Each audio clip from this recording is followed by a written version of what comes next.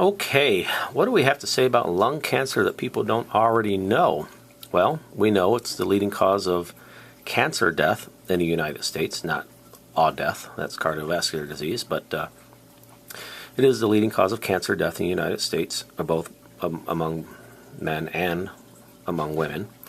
85% of the time is from smoking, as we would expect. Small cell carcinoma or oat cell carcinoma, that just means that the cancer cells are really small. And you can get that from smoking, of course, but the interesting one is when you get that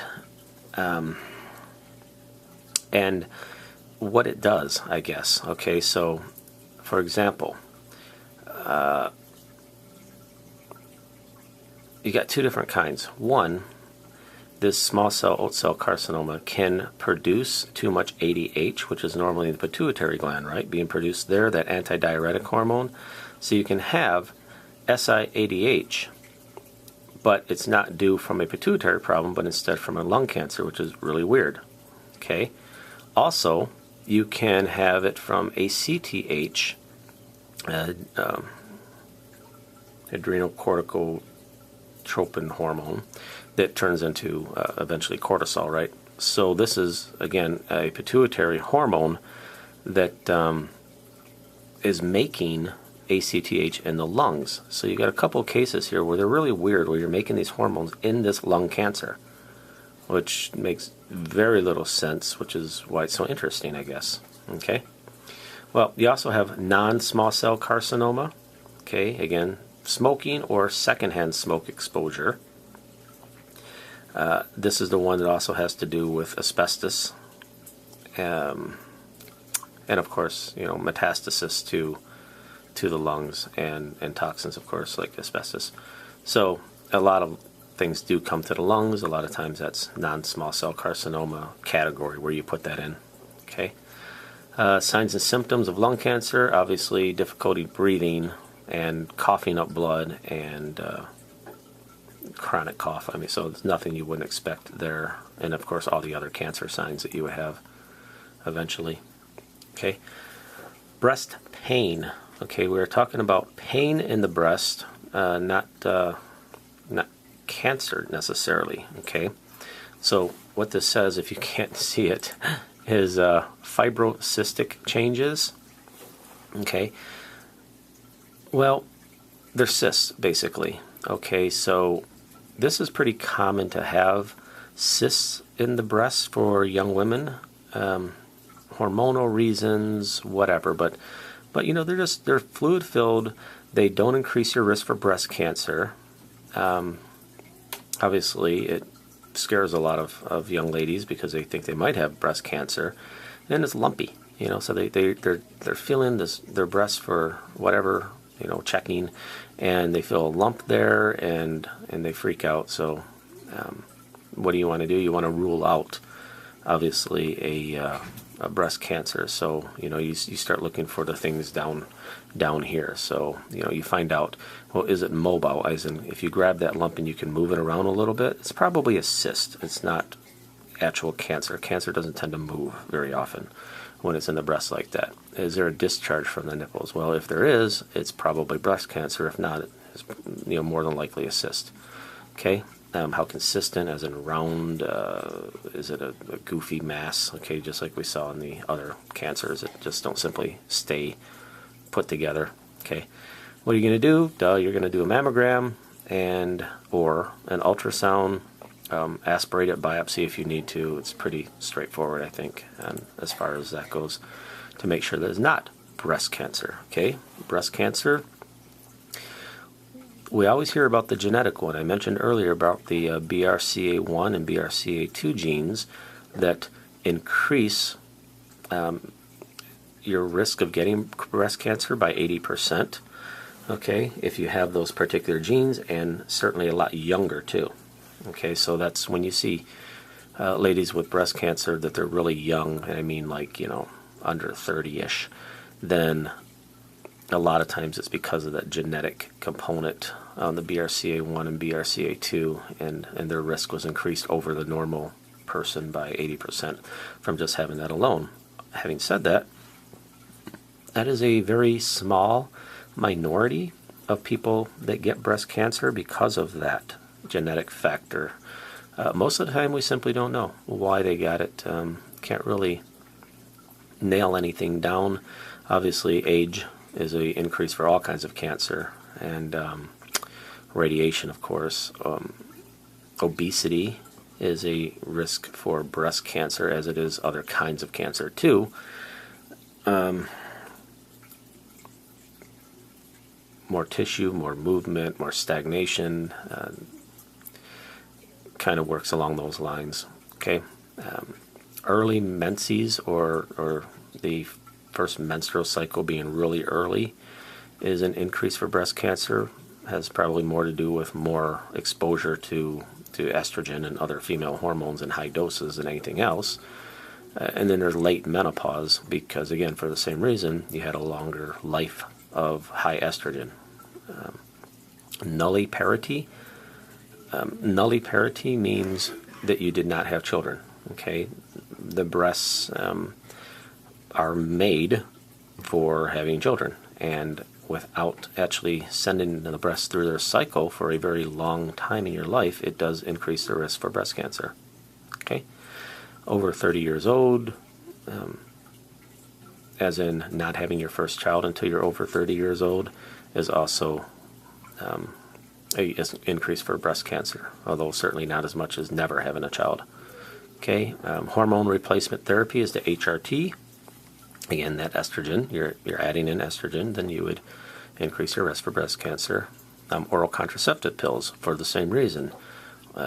Oral contraceptive pills will add in estrogen, high amounts of estrogen and progesterone for that matter, but again, it all comes really back to a lot of estrogen can increase your breast cancer risk, and alcohol, because of its toxic effects, can do that too. Okay. Really depends on type and location. There are a lot of different kinds of breast cancer, and it really depends, like it says here, on the type of breast cancer, exactly where it is, how close it is to the lymph nodes, the outside upper part of the breast is tends to be a lot more invasive, and metastasizes a lot faster because its physical location to the lymph nodes is a lot closer. Okay, so what are we looking for breast cancer to tell it apart, especially from a fibrocystic change or something? Well, discharge. Okay, so if there's things coming out of the nipple, that's not a good sign. It leads towards breast cancer. Of course, you'd have a lump or nodule, but you'd have that as fibrocystic also. Breast pain, probably in both. Okay, although probably more in breast cancer than you would. Tenderness, sure, you would get that again in both cases. Nipple retraction or orange skin, or piel d'orange. I'm sure that's not how you say it. Piel d'orange, I don't know. But this orange skin appearance, that's not supposed to be a picture of an orange. It looks like that. With the texture of the breast, it kind of looks like an orange peel, like the outside of it, because it's contracting in, because underneath there's an actual breast cancer that's pulling on that tissue. So that's why you see things like the piel d'orange or whatever. And of course, nipple retraction for the same reason, something's pulling on it from the inside. Okay, so those are the key factors to look for in breast cancer. Oh, look, we got a little case study here. Oops, I can't make that any bigger. What am I doing? It's going the wrong way. Bigger, bigger, bigger, bigger. Okay, breast cancer study. 29-year-old female complained of breast pain and noticed a small lump in the upper outside portion of her left breast. Upon physical examination, you notice that the lump is non-movable and there's a slight discharge from the retracted nipple. History includes nulliparity, the start of menses at 12 years of age, which oddly enough isn't that young anymore, and minor obesity. You order a mammogram, which comes back non-conclusive, which is not uncommon. So you order a biopsy. While waiting for the results of the biopsy, you determine that this is most likely A, benign cyst, B, due to hormonal changes, C, due to genetic causes, and D, due to having too many children. Okay, well, look at them one at a time. A benign cyst, you would not see the nipple retraction, would you? Okay, or the discharge from the breast. Due to hormonal changes refers to a benign cyst. Okay, due to genetic causes, well, she's only 29 years old and apparently has breast cancer. Very good chance that that is the problem. And due to having too many children, no, because didn't it say that she's never had children? Nulli parity. So, and not only that, it's not having children before you're 30 that will increase your risk for breast cancer. So, pretty straightforward case study on that. Look at colorectal cancer. It's really going the wrong way again, darn it. I'm trying to blow this thing up so you can see it. But risk factors on here. Older, as in over 50. People should be getting colonoscopies every 10 years after they turn 50 because of this. It's not really a disease of young people in most cases. However, if you have a history of polyps, as in your family there's a history of polyps, it's called FAP, or familial adenomatous polyposis, FAP.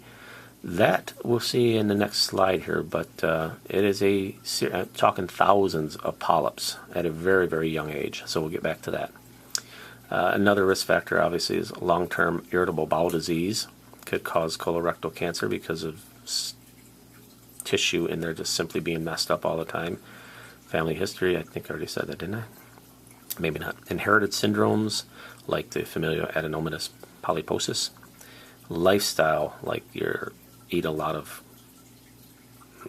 red meats, and you're sedentary and obese, and smoking and alcohol and type 2 diabetes. All of that can lead to colorectal cancer, and including not eating fruits and vegetables too.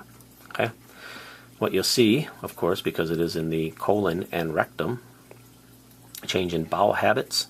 Okay, usually, by the way, when you're talking about bowel habits, you're talking about the large bowel or the colon, not the small bowel or the intestine. Unless you hear differently, bowel habits usually means the large bowel. Anyway. Can cause constipation, narrow stool, as in something's blocking it, weight loss, fatigue, anemia, nausea, vomiting, gas. All of these, by the way, are in later stages of colorectal cancer. There's actually no signs and symptoms at all for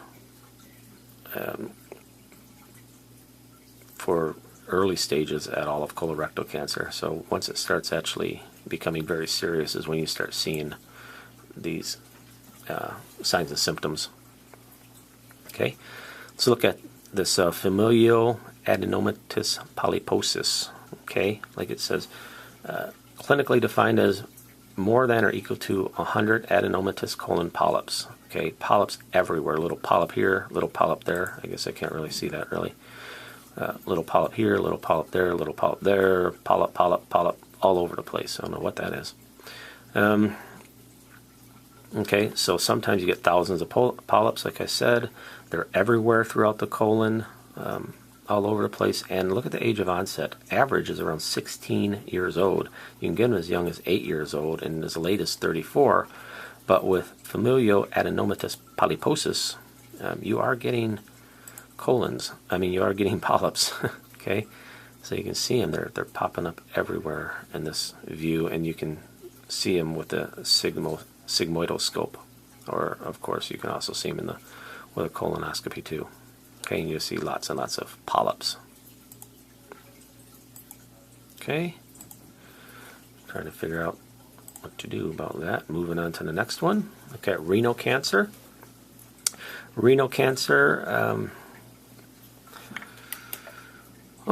probably not one of your more common cancers. It's certainly not like lung or breast or prostate or colorectal cancer, but you do see some renal cancer running around there. Transitional cell carcinoma, because there are transitional cells in the kidneys. And then, of course, renal cell carcinoma. Causes, well, smoking and obesity, you can put that down to anything, as well as exposure to toxins, right? And then there's dialysis, because you're damaging your kidney by that. And of course, you're not doing dialysis unless your kidney's already messed up pretty bad. So that may be more of a statistic anomaly than anything else, but causes for renal cancer kind of make sense. Signs and symptoms: hematuria, as in your urinating blood; flank pain, because it's your kidneys that have cancer in them; and a palpable mass, again, because you have cancer and it's growing. So nothing really big on renal cancer, at least right there.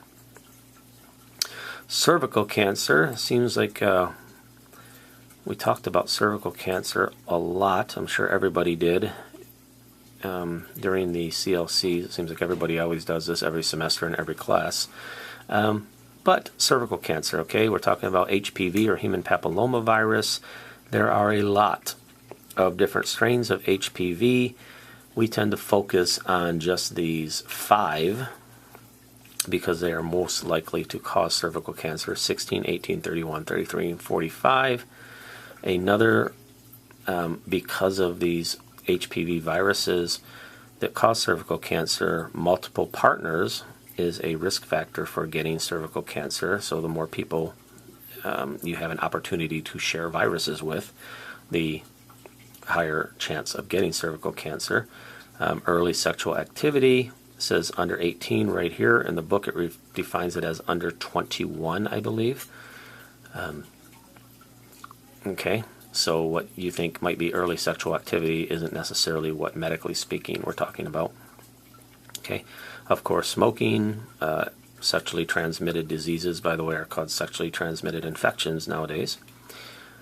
Poor diet. Okay, we're seeing a lot of our old usual suspects, aren't we? Okay, long-term use of oral contraceptives, that makes it more susceptible to HPV infection. Okay, that's all that's doing, is kind of just bringing down the immune system to let HPV in earlier. Okay, so what kind are we talking about? Well, normally cervical cancer is squamous cell, 85% of the time, 15% of the glandular adenocarcinoma. Okay. Well, let me see. Asymptomatic, true. Unusual vaginal discharge later on when it gets a little bit more severe. Spotting or bleeding after sexual activity. I have another couple slides on this, I believe, with pictures, but these are some of the typical cervical cancer manifestations. Just something else I wanted to mention is, probably, high 80%, 90% of time when people actually get these HPV viruses, even these, their body takes care of them and gets rid of them yourself. And by the way, it takes like 15 to 20 years to actually get cervical cancer from these. So one thing that, regardless of all of these other factors, what you really want to do is get a pap smear at least yearly after you start your menses, or actually I believe they're recommending it now later in life, like, over 18 at least. So because it is such a slow growing cancer, even if you have HPV for a long period of time. Alrighty, these are some of the little drawings. Okay, so if this is the cervix, then opening of it right here is where you get the cervical cancer nodules. Alrighty, not sure what to add on that. This is an actual picture of one. Okay, you can see it's all chewed up in there because of the big masses of nasty cervical cancer as viewed through a scope. Okay, prostate cancer. This one is obviously men's cancer. You don't see this in women because women don't have prostates. And the risk increases the older you get. Okay, they say that every male is supposed to have prostate exams yearly after they turn 40 years old, because under that age category is, chances are 1 in 10,000, so that's not that much. As you see, 40 to 59, it starts increasing to 1 in 38 people, 60 to 69. Now we're at 1 in 15 people or men will have prostate cancer. Obviously, if there's a family history of it, it increases your risk. I don't know about obviously, but that tends to work that way with most cancers. Increased testosterone. So having a lot of testosterone also increases your chances of prostate cancer, and having a lot of testosterone also is one of the factors for male pattern baldness, so there's that.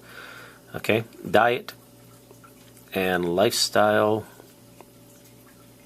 more along the lines of lack of exercise and having problems that'll cause you, or having a diet that would be like high in meats and that sort of thing, and fats. African Americans have a 61% increased risk of getting prostate cancer, so you have to take all those numbers and look at it with quite a bit more than half of increased risk over Caucasians for that.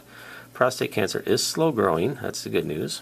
The bad news is asymptomatic, so people don't typically realize that you have it. And the problem at the very bottom here is the signs and symptoms of benign prostatic hyperplasia.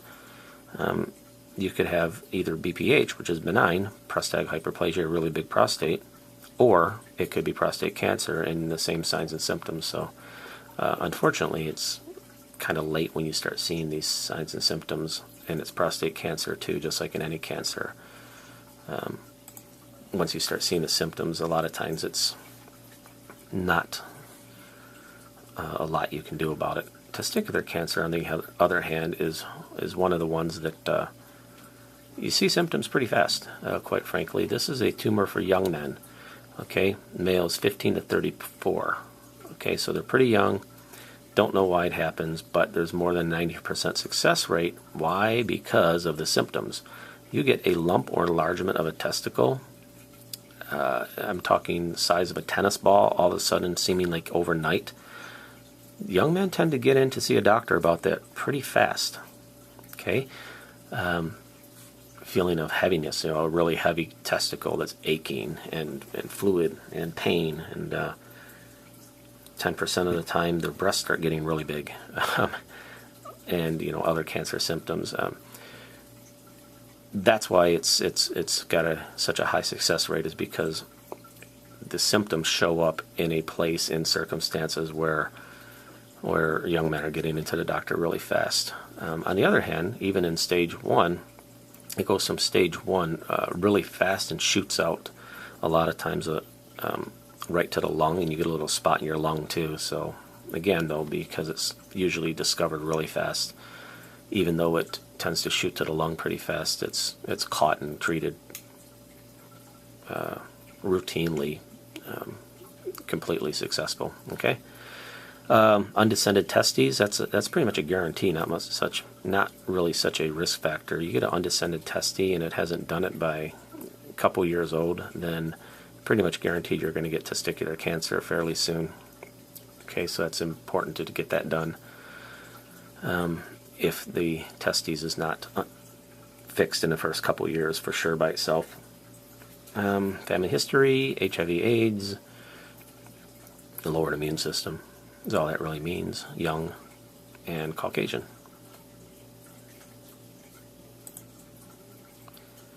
Okay, and that is the end of neoplasms and tumors. Thank you very much. I hope you had a good time.